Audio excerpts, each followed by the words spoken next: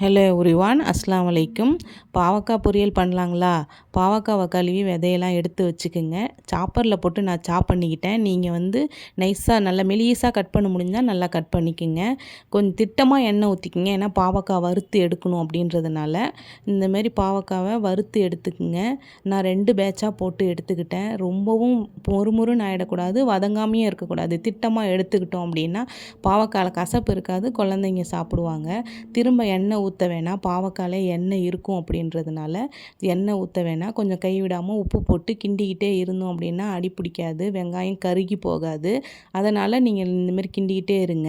ஒரு சின்னதாக தக்காளி, 1 டீஸ்பூன் மிளகாத்தூள், 1/2 டீஸ்பூன் மஞ்சத்தூள் போட்டிருக்கேன். உப்பு இந்த டைமில் பார்த்துக்குங்க. நீங்கள் காரம் வேணுன்னா ஜாஸ்தியாக சேர்த்துக்கலாம். பாவக்காயில் எண்ணெய் இருக்குது பார்த்தீங்களா, அது போட்டு கிண்டிக்கிட்டே இருந்தோன்னா இந்த மாதிரி சுருண்டு வந்துடும். சாப்பிட்டு பாருங்கள், சூப்பராக இருக்கும்.